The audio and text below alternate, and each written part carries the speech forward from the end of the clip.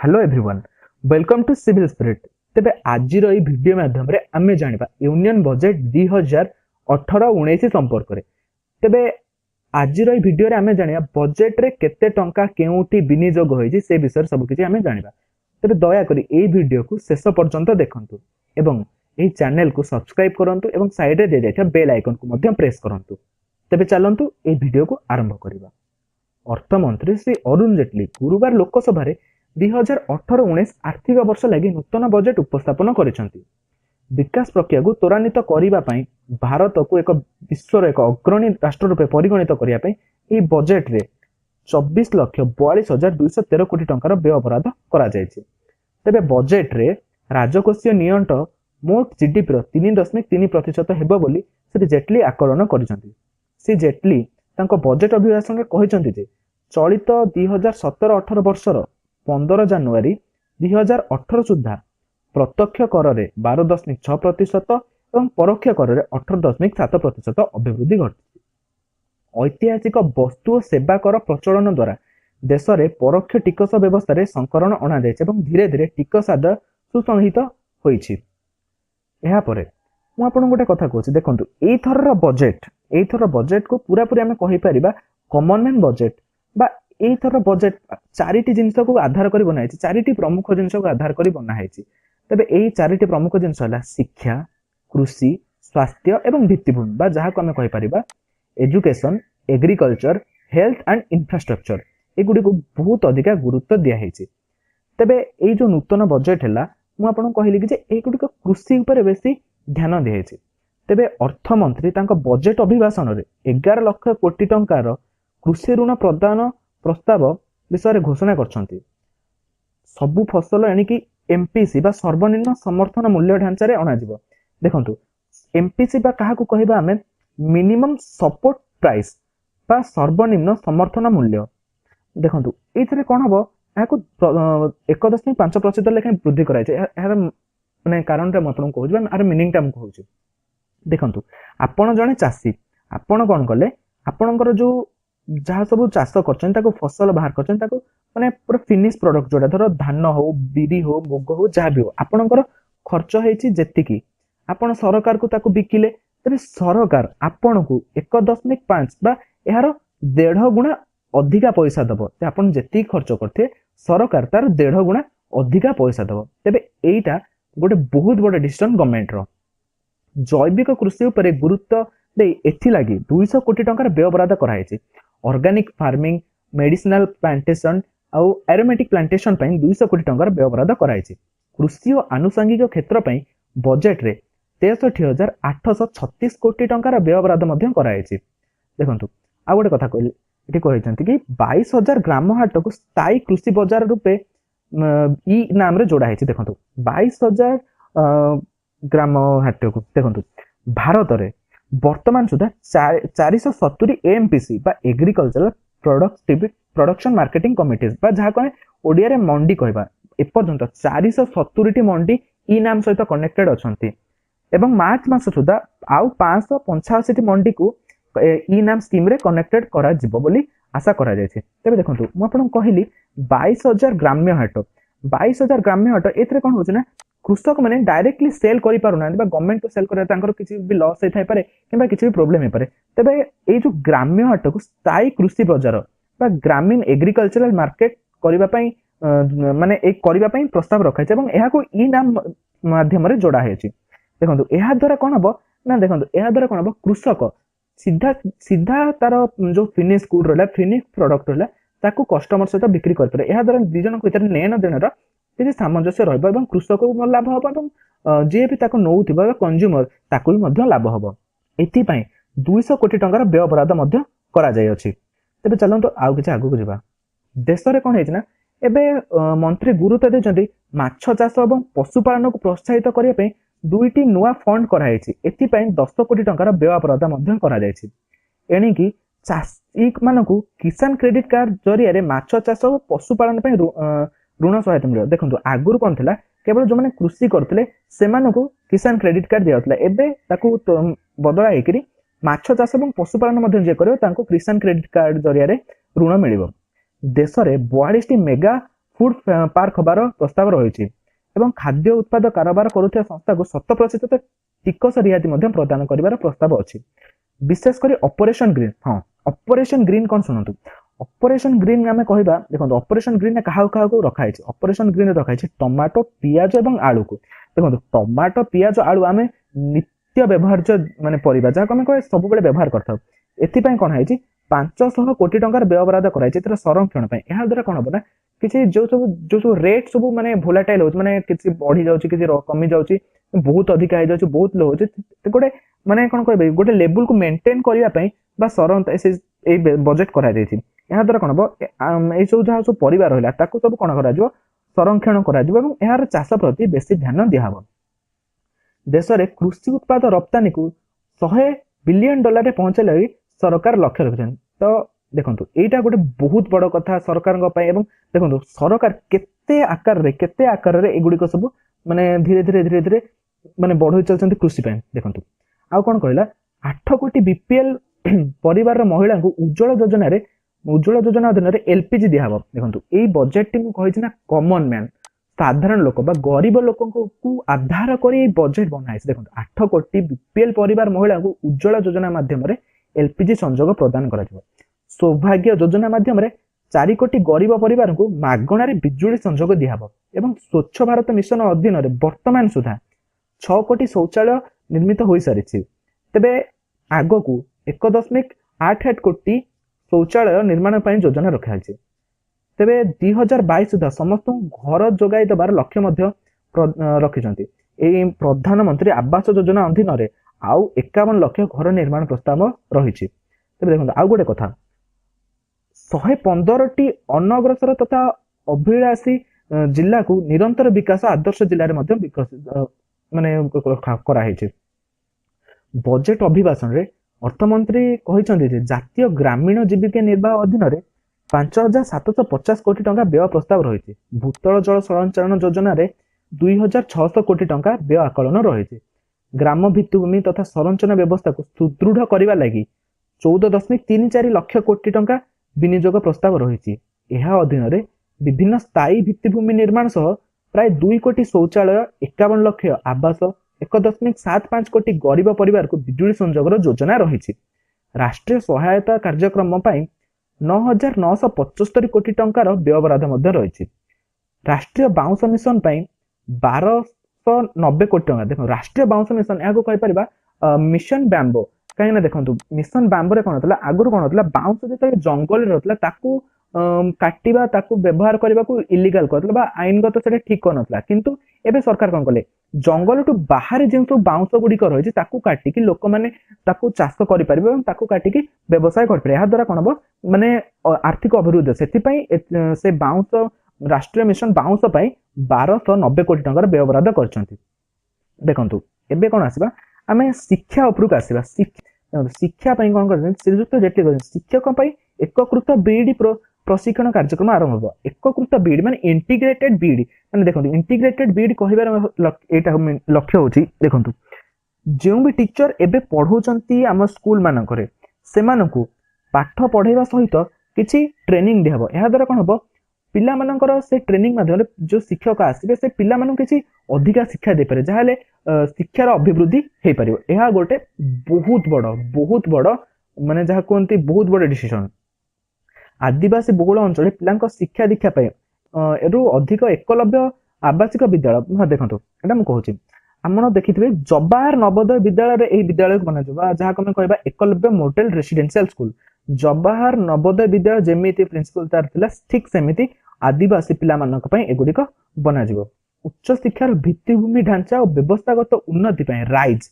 जहाँ को आम कह revitalising infrastructure and systematic education एगुड़िक 1 लाख कोटी टंका विनियोग करा निर्माण ढांचा को आधुनिक ढंग से गढ़ा देश में 18टी नूतन प्लानिंग और आर्किटेक्चर संस्था प्रतिष्ठान करा ठीक अच्छे।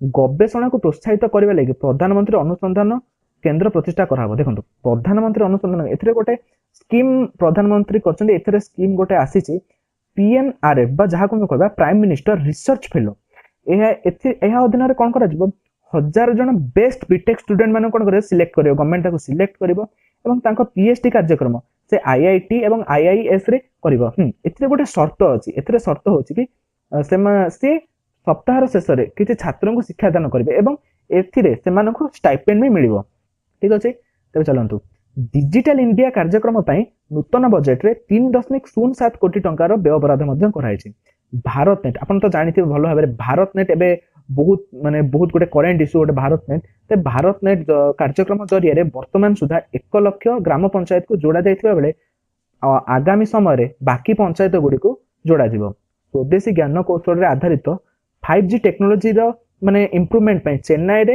एक मॉडर्न लैबोरेटरी मध्ये प्रतिष्ठा करा जाउछि कृत्रिम ज्ञान कौशल आर्टिफिशियल इंटेलिजेंस टेक्नोलॉजी को व्यवहार करी आज जातीय कार्यक्रम आरंभ करा जिवो देखंतु आउ कोन कहैछन्ति कि दूर दूरांत रे देखंतु जेते के अनुसूचित जाति अछि दूर दूरांत रे जो मानको ई लर्निंग रो सुविधा हमकु मिलुनी तबे देखंतु कोडी गोटे जे भी गोटे अनडेवलप्ड एरिया को जानतो सेठी तो ई लर्निंग रो सुविधा नै तेनु एहा को दृष्टि रखी से कोन कहछन्ति ई ब्लैक बोर्ड रो कार्यक्रम आरंभ करछन्ति हां आ मु आपन कहिथिली कि जे देखंतु ए जो बजेट हेची शिक्षा कृषि स्वास्थ्य एवं इंफ्रास्ट्रक्चर बा जहा को हम कहबा भित्तिभूमि पर अछि तबे एबे हमें जानिबा स्वास्थ्य उपरे ए बजेट रे कोन कोन रहिछि श्री जेटली कहिसंति जे सरकार स्वास्थ्य सुविधा को आहुरी परिव्याप्त करिवे सुस्थ भारत द्वारा एक सबल सशक्त भारत निर्माण होई परिबो एहार अभिमाख्य ने कि आयुष्मान भारत और राष्ट्रीय स्वास्थ्य सुरक्षा योजना नामक दुईटी योजना आरंभ कराइछे देखंतु आयुष्मान भारत राष्ट्रीय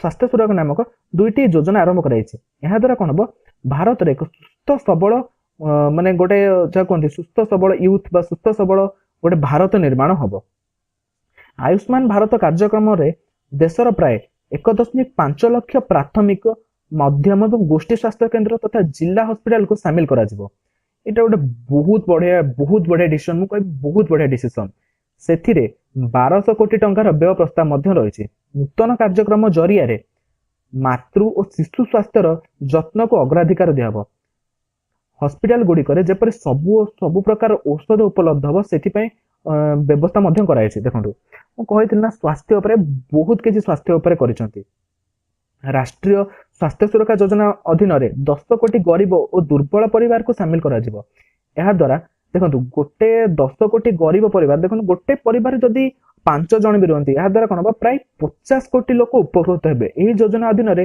गरीबों को वार्षिक 5 लाख टंका पर्यंत चिकित्सा खर्च भरणा दियाबो एवं 30,000 स्वास्थ्य बीमा योजना मिलिबो माने आपण देखंतु सरकार गरीब मन पय केते कोन करछंती एहा द्वारा कोन बो एहा एई जदी स्कीम ता जदी सक्सेसफुल हेगला एहा द्वारा विश्वर सर्वबृहत स्वास्थ्य सुरक्षा योजना हेबो बोली अर्थमंत्री श्री जेटली कहिसंती से कहिसंती जे नूतन बजेट रे जक्मा रोगीक पय 600 कोटी टंकार पुष्टि साधन कार्यक्रम आरंभ करछंती एहा कोन होला एही पांठी रे जक्मा रोगी पय पुष्टिकर खाद्य बाबदक मासिक 500 टंका प्रदान करा जिवो ठीक अछि तबे देखंतु आ गोटे कथा से कहछंती 24 टी नुवा मेडिकल कॉलेज और हॉस्पिटल प्रतिष्ठा लागि मध्यम प्रस्ताव दैछंती आ गोटे कथा कहिथिले से प्रति 3टी संसदीय क्षेत्र पय गोटे लेखा मेडिकल कॉलेज बा हॉस्पिटल प्रतिष्ठा हो पाखा पाखी मते लागुची 180 टी मेडिकल कॉलेज प्रतिष्ठा हबर हेई पारे किंतु प्रॉपर कहि नांती किंतु हेई पारे प्रधानमंत्री जीवन ज्योति योजना अधीन रे वर्तमान सुधा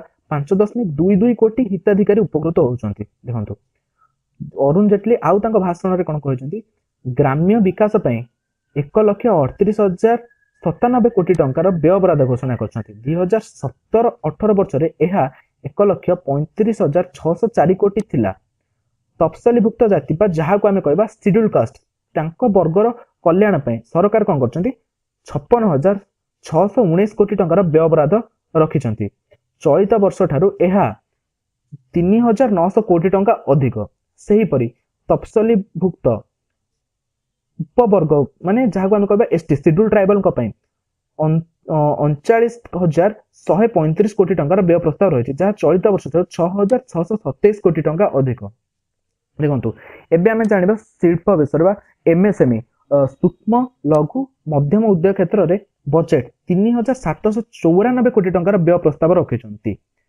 2018-19 आर्थिक वर्ष रे मोट 3 लाख कोटी टंकार मुद्रा ऋण देखो ये मुद्रा ऋण आप जानी 2015 रे मुद्रा ऋण इंट्रोड्यूस करा चलित वर्ष 4.6 ଲକ୍ଷ କୋଟି ଟଙ୍କାର ମୁଦ୍ରା ଋଣ ମଞ୍ଜୁର କରାଯାଇଛି। ତେବେ 2018-19 ବର୍ଷରେ ଦେଶ ସଂଗଠିତ କ୍ଷେତ୍ରରେ 70 ଲକ୍ଷ ଅଧିକା ଦେଖନ୍ତୁ ଫର୍ମାଲ एम्प्लॉयमेंट बा जहाँ को आम कह सालेरी जो मान को सालेरी मिले एमती ना कि जहाँ सब प्राइवेट सेक्टर जमी रखीदे तू आज कम कर 5,000 टका नहीं जा एमती नहीं फॉर्माली जमी ईपीएफ मिल गोटे फॉर्माल बैंक अकाउंट को पैसा आसपरी माने एम्प्लॉयमेंट सृष्टि कर आशा रखाई।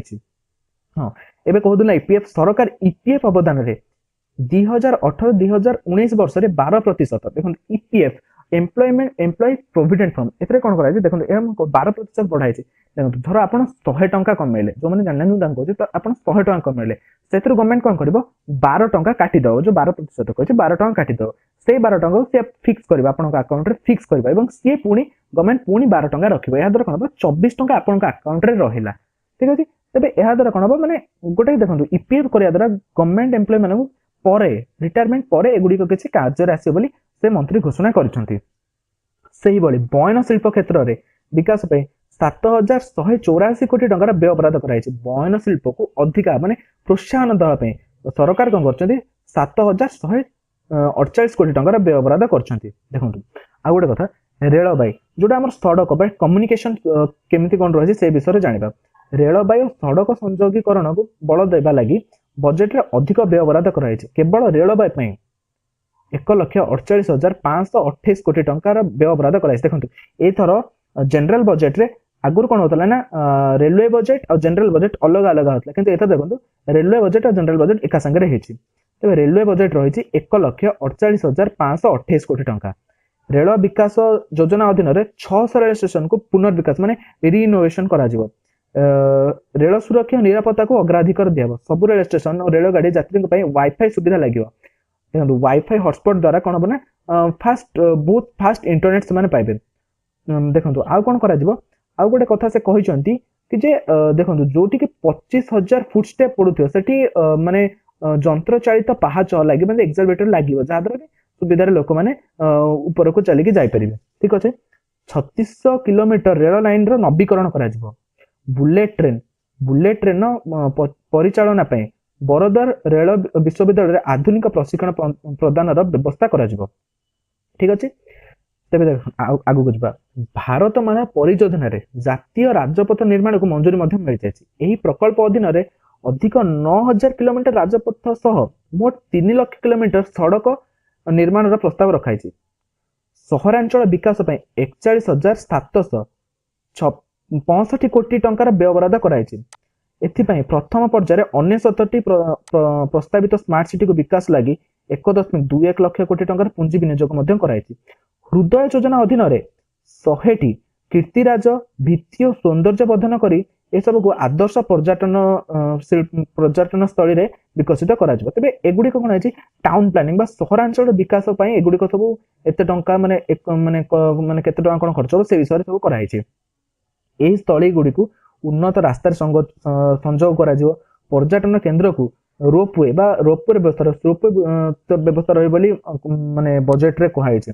वर्तमान सुधा 482 सहर क्रेडिट रेटिंग व्यवस्था आरंभ करछंती श्री जेटली कहते से कहते कि निर्विघ्न प्रतिबंधक विहीन परिवहन व्यवस्था में से टोल गेट गुड़ी को ई टोल गेट रे परिणत कर दिए आगुर आमर हाथ में पैसा दौले से गुड़ी सब असुविधा तेणु ई टोल गेट सबू टोल गेट को ई टोल गेट कर व्यवस्था कर घोषणा कर सरकार देशर प्रतिरक्षा सरंजाम बा जोटा कहते डिफेन्स आवश्यकता पूरण करने लक्ष्य उद्योग एथरे कौन है प्रतिरक्षा विनिर्माण नीति 2018 प्रस्तुत ये गोटे नुआ नीति प्रस्तुत करेंगे 2018-19 आर्थिक वर्ष में डिफेन्स 80,000 कोटी टंका सरकार पुंजी निवेश करछंती।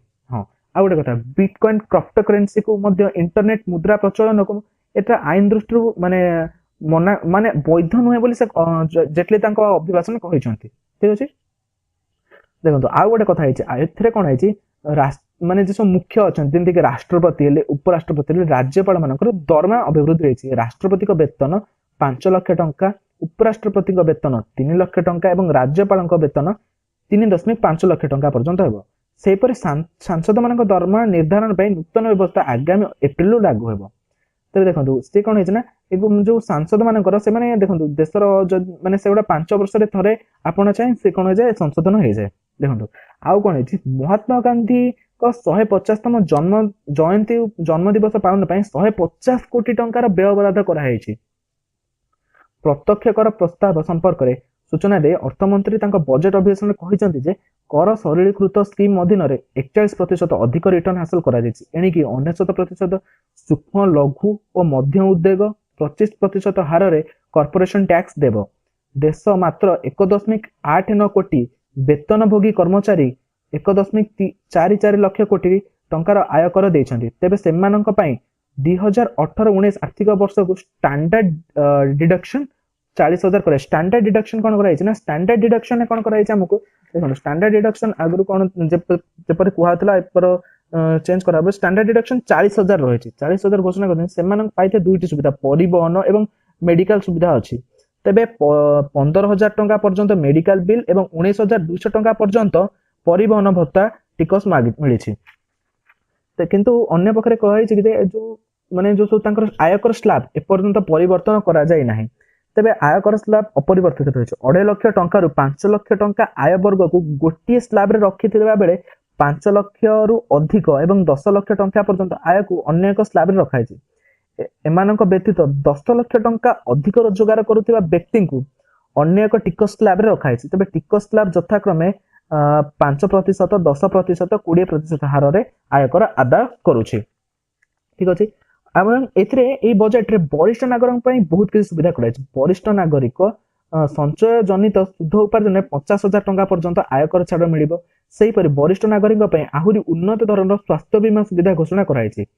ଦେଖନ୍ତୁ ଆଉ ଗୋଟେ କଥା 4% ସ୍ୱାସ୍ଥ୍ୟ ଓ ଶିକ୍ଷା ସେସ୍ ବସିବା ଘୋଷଣା। ଦେଖନ୍ତୁ ଆମେ କହିବା ଯୋଉଟା କହନ୍ତି ମାନେ ଆୟକର ବା ଇନକମ ସେସ୍ କ'ଣ ଟ୍ୟାକ୍ସ ଅନ୍ ଟ୍ୟାକ୍ସ ମାନେ ଦେଖନ୍ତୁ ଗୋଟେ ଟ୍ୟାକ୍ସ ଉପରେ ଆଉ ଗୋଟେ ଟ୍ୟାକ୍ସ।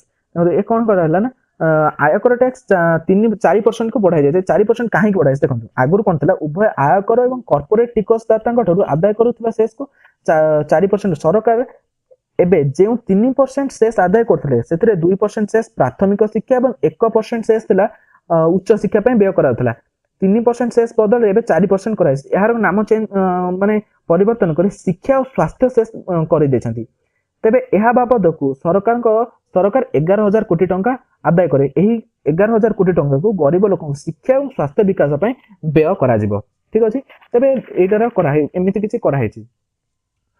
ବର୍ତ୍ତମାନ ସୁଦ୍ଧା ଇ ଆସେସମେଣ୍ଟ ଅଧୀନରେ 102ଟି ସହର ସାମିଲ ହୋଇଛନ୍ତି ବୋଲି ଅର୍ଥମନ୍ତ୍ରୀ କହିଛନ୍ତି। ଏଣିକି ଦୀର୍ଘମିଆଦୀ କ୍ୟାପିଟାଲ ଗେନ୍ ଟିକସ 10% ଆଦାୟ ହେବ। ସେ କହିଛନ୍ତି ବହିଃଶୁଳ୍କ ଆଇନ 1962ରେ ସଂଶୋଧନ କରାଯିବ। ମୋବାଇଲ ଆମଦାନୀ ଉପରେ ବହିଃଶୁଳ୍କ 15ରୁ 20% ବୃଦ୍ଧି କରାଯିବାର ପ୍ରସ୍ତାବ ଅଛି। କଞ୍ଚା କାଜୁ ଆମଦାନୀ ଉପରେ ବହିଃଶୁଳ୍କ 5ରୁ 2.5%କୁ ହ୍ରାସ କରାଯାଇଛି ବୋଲି ଅର୍ଥମନ୍ତ୍ରୀ କହିଛନ୍ତି। ତେବେ ଏଇ ବଜେଟରେ ଆମେ ଜାଣିବା କେଉଁ ଜିନିଷ କେତେ ଟଙ୍କା ମାନେ କେଉଁ ଜିନିଷ ଅଧିକା ରେଟ୍ ହେଇଛି କେଉଁ ଜିନିଷ କମ ରେଟ୍ ହେଇଛି। ଦେଖନ୍ତୁ ମୁଁ କହିବା ଗଲେ ମୋର ମାନେ ଏଇଗୁଡ଼ିକୁ ମାନେ ଗୋଟେ ଜେନେରାଲ ସାଧାରଣ ଲୋକକୁ ନେଇକି ବନାହେଇଛି ବା କୃଷକ ଶିକ୍ଷା ଉପରେ ନେଇ ବନାହେଇଛି। ଦେଖନ୍ତୁ ଏଇଗୁଡ଼ିକ କ'ଣ କରାହେଲା ନା କ'ଣ ରେଟ୍ ଅଧିକା ହବ ସେ ବିଷୟରେ ମୁଁ ଆପଣଙ୍କୁ କହୁଛି। ଆଉ ଗୋଟେ କଥା ମୁଁ ଆପଣଙ୍କୁ କହୁଛି ଭାରତ ବିମାନ ବନ୍ଦର କର୍ତ୍ତୃପକ୍ଷ ଅଧୀନରେ ଏବେ 124ଟି ବିମାନ ବନ୍ଦର ଥିଲାବେଳେ ଏହା ସଂଖ୍ୟାକୁ ଅତି କମରେ 5 ଗୁଣା ବୃଦ୍ଧି କରିବା ଦରକାର। ଏଥିପାଇଁ ପ୍ରାରମ୍ଭିକ ପର୍ଯ୍ୟାୟରେ 60 କୋଟି ଟଙ୍କା ପ୍ରଦାନ କରାଯିବ। ଉଡ଼ାନ ସ୍କିମ୍ ବିଷୟରେ ମୁଁ ଆପଣଙ୍କୁ ପୂର୍ବ ଭିଡ଼ିଓରେ ପର ଭିଡ଼ିଓରେ ଆପଣଙ୍କୁ କହିବି। ଉଡ଼ାନ ସ୍କିମ୍ ବିଷୟରେ 64ଟି ବିମାନ ବନ୍ଦରକୁ ସଂଯୋଗ କରାଯିବ। ଠିକ ଅଛି। ତେବେ ଏବେ ଦେଖିବା ଆମେ ରେଳ ବଜେଟ୍ ଉପରେ ସେମିତି କିଛି ନୂଆ ରେଳ ଘୋଷଣା ହେଇନି। ମାନେ କେତେ କ'ଣ ଯିବ ବିଦ୍ୟୁତକରଣ କ'ଣ ହବ ଏଗୁଡିକ କୁହାଯାଇଛି। 5,000 କିମି ଗଜ ପରିବର୍ତ୍ତନ ହେବ। 4,000 କିମି ଲାଇନ ବିଦ୍ୟୁତକରଣ ହବ। 5,267 ଜଗୁଆଳି ବିହୀନ ଲେବୁଲ କ୍ରସିଂ ଉଚ୍ଛେଦ ହେବ ବୋଲି ଏହି ବଜେଟରେ କହିଛନ୍ତି। ଠିକ ଅଛି। ତେବେ ଏବେ ଆମେ ଜାଣିବା କେଉଁ ଜିନିଷ ମହଙ୍ଗା ହବ। ଦେଖନ୍ତୁ car, motor cycle, mobile phone, ରୂପା, ସୁନା, ଗହଣା, ହୀରା, ପନିପରିବା, ଫଳ ରସ, ସୋୟା ପ୍ରୋଟିନ ବ୍ୟତୀତ ଅନ୍ୟ food mix, perfume, toilet water, sunscreen, sanitiser lotion, manicure, pedicure ସାମଗ୍ରୀ, ପାଟି ଓ ଦାନ୍ତ ସଫା କରିବା ସାମଗ୍ରୀ, ଦାନ୍ତ କାଟିବାରେ ବ୍ୟବହୃତ ହେଉଥିବା ସାମଗ୍ରୀ, ଡିଓ, ଗାଧୁଆ ୱାକ୍ସିଂରେ ବ୍ୟବହୃତ ହେଉଥିବା ସାମଗ୍ରୀ, foreign perfume, toilet spray, truck bus radial tyre, silk କପଡ଼ା, ଚପଲ, ରଙ୍ଗୀନ ଜେନ୍ ଷ୍ଟୋନ୍, ଏଗୁଡିକ ସବୁ ପଡିବ। ହଁ, ଆଉ ତା ସହିତ smart watch, wireless bell device, LCD, LED TV panel ରହିବ। ମେଟିସିସ୍, ଲମ୍ସ, ହାତ ଘଣ୍ଟା, ଟ୍ରାଇସାଇକେଲ, ଖେଳନା, କଣ୍ଢେଇ ଏଗୁଡିକ ରେଟ୍ ଅଧିକା ହବ। ଭିଡିଓ ଗେମ୍, କନସୋଲ ଖେଳ, ସୁଇମିଂ ପୁଲ ଏଗୁଡିକର ରେଟ୍ ମଧ୍ୟ ଅଧିକ ରହିବ। ପୂର୍ବ ଥର ଭଳି ଏଥର ମଧ୍ୟ ସିଗାରେଟର ରେଟ୍ ମଧ୍ୟ ଅଧିକା କରାଯାଇଛି। ତେବେ କହିବାକୁ ଗଲେ ମଧ୍ୟବିତ୍ତ ପରିବାର, ମଧ୍ୟବିତ୍ତ ମାନେ ନିରାଶ ହୋଇଛନ୍ତି ଏଇ ବଜେଟରେ। ଶସ୍ତା କଣ ହବ ଦେଖନ୍ତୁ, ଶସ୍ତା ହବ କାଜୁ, ସୋଲାର ପ୍ୟାନେଲ ଏଗୁଡିକ ସବୁ ଶସ୍ତା ହବ। ଦେଖନ୍ତୁ ଆଉ ଗୋଟେ ମାନେ କଣ କରାଯାଇଛି ନା, ଏଥିରେ ମଧ୍ୟବିତ୍ତ ପରିବାର ମାନେ ଧୀରେ ଧୀରେ ମାନେ କଣ କୁହନ୍ତି, ମାନେ ଏତେ ଭଲରେ ସେମିତି କିଛି ମାନେ ପାଇନାହାନ୍ତି, ତାଙ୍କର ସୁବିଧା ସୁଯୋଗ ସେମିତି କିଛି ପାଇନାହାନ୍ତି ଯେତିକି ମାନେ ଗରିବ ଲୋକଙ୍କ ପାଇଁ କରାଯାଇଅଛି। ତେବେ ଏଇ ଭିଡିଓ ଦେଖିଥିବାରୁ ଧନ୍ୟବାଦ, ଏବଂ ଏଇ ଭିଡିଓରେ ଭିଡିଓ ଆପଣଙ୍କୁ କେମିତି ଲାଗିଲା ସେ ସମ୍ପର୍କେ ଆପଣ ନିହାତି ମତେ କମେଣ୍ଟ ସେକ୍ସନରେ କହିବେ। ଧନ୍ୟବାଦ ଏଇ ଭିଡିଓ ଦେଖିଥିବାରୁ।